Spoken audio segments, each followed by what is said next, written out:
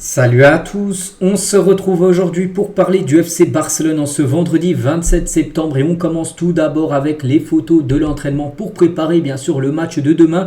Le match contre Osasuna, on commence tout d'abord avec le coach Hansi Flick qui fait un taf énorme comme en ce début de saison. Et Flick les gars, une très bonne relation avec ses joueurs, en particulier avec les blessés qu'il appelle pour prendre des nouvelles tous les jours. C'est pas que les joueurs est blessé, voilà, qu'il en a rien à faire. Non. Flick, les gars, il appelle, bon, peut-être pas non plus tous les jours, mais voilà, tous les 2-3 jours, il passe un petit coup de fil, j'en sais rien. Tiens, Marc Bernal qui est blessé, à Gavi pour savoir comment ça va. Et ça, c'est bien sûr. Peut-être les entraîneurs, enfin les ex-entraîneurs du Barça faisaient peut-être pas ce que fait, on peut dire, Hansi Flick. Et pour revenir sur l'entraînement du jour, d'autres photos comme le Pichichi, actuellement le meilleur buteur du côté de la Liga. C'est bien sûr pour l'instant Robert Lewandowski avec 7 buts inscrits. Du côté du championnat espagnol dans 7 matchs, on peut voir également Jules Koundé, actuellement à l'entraînement, comme Hector Fort. Ou par exemple, tu as d'autres joueurs comme l'équipe gagnante, lors du petit tournoi qu'ils ont pu faire à la fin de l'entraînement. Il y avait par exemple Gavi et Ferran Torres. Et concernant ce tout jeune gardien, qui c'est ce jeune joueur, donc le gardien de but de la Masia, Iker Rodriguez, né en 2008, s'est entraîné avec l'équipe première aujourd'hui, vu que Ter Stegen n'est plus là. Et en attendant l'arrivée de Snedzi qui devra arriver, et du coup le gardien de l'équipe B s'entraîne avec l'équipe première tout simplement. Donc voilà, c'est peut-être un gardien pour le futur bien sûr, pour l'équipe première du Barça, ce qu'on souhaite bien sûr pour lui, vu qu'il sort de la Masia. On continue maintenant avec le programme, je vous le montre tous les jours. Donc là on est où? On est ici, donc on est le 27, donc c'est marqué le 29 mais ça n'a pas été actualisé, c'est bien demain le match. Voilà, ça sera contre Osasuna à Osasuna. Donc voilà, si en cas de victoire, le Barça sera 8 sur 8 en début de saison, ça serait quand même incroyable. Et surtout ce sera un match parfait, une victoire pour préparer la réception des Suisses, des Young Boys de Berne, voilà, lors de la prochaine rencontre de Champions League. N'oubliez pas qu'il y a ces deux rencontres là, et à la veste, je pense que le Barça vraiment peut faire 3 victoires à Osasuna, les Young Boys de Berne et Alaves. C'est totalement la portée du Barça. Quand je vois le Barça jouer en ce début de saison, pour moi le Barça là peut faire encore 3 sur 3. Et en cas de victoire quand même des deux matchs là de Liga, ce match là et ce match là, Alaves, ça ferait du 9 sur 9. S'il y a de victoires, ce serait historique. Jamais dans l'histoire du FC Barcelone le Barça aurait commencé avec 9 victoires d'affilée. C'est déjà arrivé 8 sur 8. C'est Tata Martino en 2013 qui a réussi à faire 8 sur 8. Mais le 9e match n'avait pas été gagné. Donc quand je vois Osasuna et Alaves, même ces deux déplacements à l'extérieur, le Barça peut le faire. Ce serait quand même historique, ce serait incroyable pour Hansi Flick. Bon, on n'est pas encore là, bien évidemment. Il faut y aller étape et match par match. Concernant le classement, mise à jour, parce que hier, il y a eu l'Atlético Madrid qui a joué. L'Atlético, en toute fin de match, ils ont gagné 1-0 au Celta Vigo. Du coup, l'Atlético, 15 points. Mais bon, ils ont quand même 6 points de retard sur le Barça. Voilà, n'oubliez pas que l'Atlético et le Real jouent ce week-end. Vendredi, dimanche, désolé, il y a le derby de Madrid. Donc, il y a bien des deux équipes qui va mieux pour le Barça, ce sera un nul. Comme ça, et le Barça s'impose. Et du coup, voilà. Du coup, bien sûr, toi tu prends 3 points et les deux autres perdent 2 points, on va dire, prennent seulement 1 point. Donc ce serait le week-end parfait, on peut dire, pour les supporters du Barça. Et concernant le match contre Osasuna, qui est quand même bien classé, Osasuna, il ne faut pas non plus les sous-estimer. C'est une équipe que le Barça connaît très bien. Ils arrivent à se maintenir tous les ans. Donc ils sont actuellement 7e. Et le Barça jouera avec son maillot vert, voilà, lors de cette rencontre demain. Les journaux Mundo Deportivo Sport, je vous les montre également tous les jours. Donc ça parle de quoi? Donc ça parle de Flick, hashtag numéro 1, voilà, avec Inaki Pena, Lewandowski. Donc voilà, concernant bien sûr cette une journal Mundo Deportivo. L'autre une, ça parle plutôt de Snedzi, le nouveau gardien. Pour l'instant, c'est pas officiel, même si j'ai déjà vu des personnes qui pensaient officiel. Pour l'instant, que ça n'a pas été annoncé officiellement par le club, il n'y a rien d'officiel. Il y a déjà eu plein de transferts qu'on capote à l'eau, même si c'est fait à 99,9% pour l'instant. C'est pas encore sûr à 100% qu'ils viennent, mais voilà, il va arriver. Donc parier sur Snedzi bien sûr.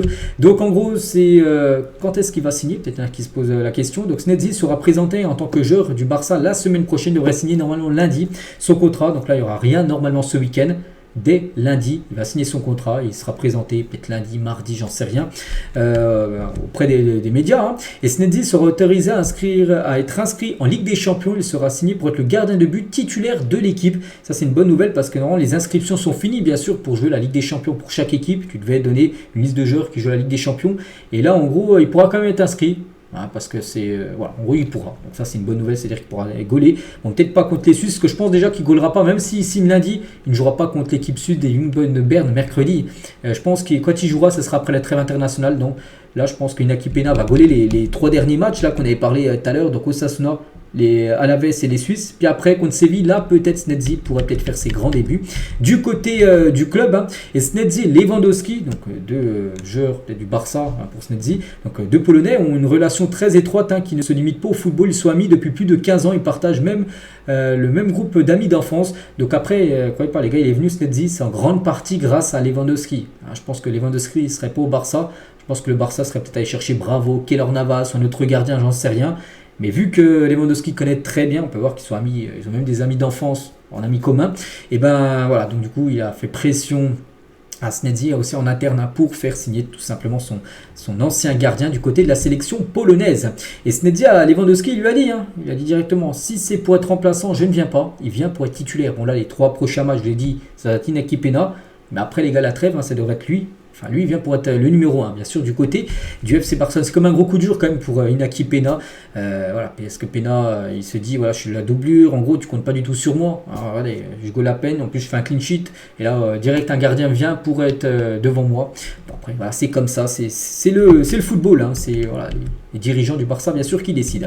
On continue avec la femme de Lewandowski, donc Anna Lewandowska, voilà, l'épouse de Lewandowski, elle a dit, hein, donc son mari a 36 ans, mais physiquement, il en a 25, et cela est dû à son engagement en faveur d'une vie saine. Hein. Il fait très attention à lui, il dort beaucoup, il mange pas n'importe quoi. Et elle dit que voilà, qu'elle le côtoie tous les jours, elle dit que voilà, il est en parfaite santé et parfaitement en physique, on peut dire physiquement. Hein. Et, voilà, concernant bien sûr l'épouse hein, de Lewandowski, toujours avec tiens, bon, c'est une info gros que j'aurais dû mettre avant celle de Lewandowska, donc là, sa femme. Hein. Donc l'annulation de l'enregistrement de Ter Stegen blessé hein, permettra au FC Barcelone d'inscrire définitivement Dani Olmo et Snedzi en Liga. Donc là il n'y aura pas de problème par rapport à Snedzi pour être enregistré en Liga, il n'y aura pas de problème. Ter Stegen du coup il va être enlevé et du coup ça a libéré du fair play financier près de la Liga et du coup ils seront enregistrés directement. Dani Olmo qui n'était pas encore définitivement enregistré, il est enregistré provisoirement mais pas définitivement. Donc voilà, il n'y aura plus de soucis bien sûr. Hein. Pour en gros pour les deux recrues on va dire du Barça. On revient les gars sur l'épouse de Lewandowski. Donc Lewandowski est la personne la plus ambitieuse que j'ai jamais connue. Venir ici était un rêve pour nous deux, elle et son mari qui voulaient vivre à Barcelone en gros et que son mari joue. Hein. Pour Robert hein, de jouer en Liga et pour moi de vivre hein, bien sûr là, à Barcelone. Hein. Depuis 15 ans je suis responsable de l'alimentation de Robert et de ses plans de nutrition et de supplémentation. Il le gère bien tout seul maintenant, mais je continue à l'aider. Robert suit un régime et prend soin de lui depuis de nombreuses années. C'est pour ça qu'il est encore au top à 35 ans. Toujours avec sa femme, hein, je travaille actuellement sur un nouveau plan de supplémentation pour Robert pour cette saison. Donc voilà ce qu'elle a pu dire, c'est dans une interview là qu'elle a pu faire très récemment. Et concernant Lewandowski avec Xavi, l'ancien coach, on peut voir que la relation entre les deux hein, s'est mal terminée car le manager, hein, Xavi, voulait vendre l'attaquant à la fin de saison dernière. Donc voilà, ça c'est Xavi, peut-être il aurait pu compter, s'il avait resté au Barça, peut-être il n'aurait pas compté sur Lewandowski cette saison. Et du coup, c'est peut-être pour ça que ça s'est mal fini entre les deux. Bref, on continue avec Jules Koundé avec une note moyenne de 7,28. Hein. Jules Koundé, le défenseur le mieux noté de la Liga sur l'application WhoScored. C'est vrai qu'il fait un énorme début de saison. Et Hansi Flick, fan de Koundé, il a dit. Hein, de Koundé, tout simplement incroyable. Il est toujours prêt à 100%. N'oubliez pas de base, c'est un défenseur central, mais il dépanne très très bien défenseur droit. Et on pense que maintenant, c'est sa position parfaite. Hein. Et un journaliste, il a dit que Koundé est courageux non seulement avec la mode, mais aussi sur le terrain. Peu lui importe hein, qu'il joue en défense centrale ou en tant qu'arrière droit, il joue quand même. Il a une excellente chimie avec Lamine en attaque, hein, parce qu'il est dans le couloir de Lamine Yamal. Et défensivement, il peut arrêter des ailiers comme Nico Williams, où il a très bien fait lors du dernier match hein, contre Bilbao, ou même lors de la demi-finale de l'Euro avec l'équipe de France. Malgré la défaite, il avait fait vraiment un match très correct contre Nico Williams. Tiens, on revient les gars, j'ai oublié de vous montrer ça hier. C'était les notes hein, du journal Sport par rapport au match contre Retafe qui a eu lieu avant-hier. Voilà, j'ai oublié de le montrer hier, je vais le montrer aujourd'hui. Donc par exemple des grosses notes, hein, donc Lamine Yamal 8 sur 10 homme du match, hein, Lamine Yamal. Casado aussi, gros match, hein, une note de 8. Lewandowski l'unique buteur, une note de 7. Et après sinon tout le monde a eu la moyenne, hein, bon, peut-être Pablo Torre qui a eu la moyenne, enfin la note la plus basse, mais la moyenne 5.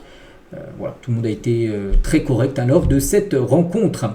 Tiens, on va parler de Bonmati, joueuse du FC Barcelone. Elle a été présente à un événement de FIFA, parce qu'aujourd'hui il y a le nouveau jeu FIFA qui sort, tiens, ce 27 septembre. Puis hier il y avait un événement, il y avait elle et puis des joueurs du Real ou ex-joueurs du Real Madrid, on peut voir bien sûr les joueurs qu'il y avait.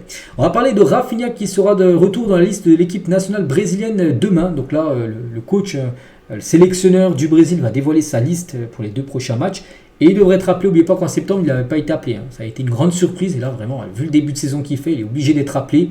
Il devrait bien être appelé bien sûr pour les 2 prochains matchs du Brésil et c'est amplement mérité bien sûr pour Rafinha. Et le Barça veut renouveler le contrat de Rafinha dès que possible. En 2022, donc il y a 2 ans, Rafinha a rejeté une offre salariale nettement plus élevée de Chelsea en faveur de rejoindre le Barça. Il voulait absolument rejoindre le Barça, pourtant Chelsea lui proposait beaucoup plus en argent, mais il a dit non, il voulait rejoindre le Barça. Il quittait Leeds, avec Chelsea qu'il voulait, mais il a préféré rejoindre le FC Barcelone. On va parler de Marc Bernal, 17 ans, va prolonger son contrat jusqu'en juin 2029 avec le Barça, malgré qu'il est blessé. Le Barça lui apporte tout son soutien et lui montre la confiance quand même parce que le gars il est blessé pendant 1 an, ligament croisé, mais le Barça va le prolonger.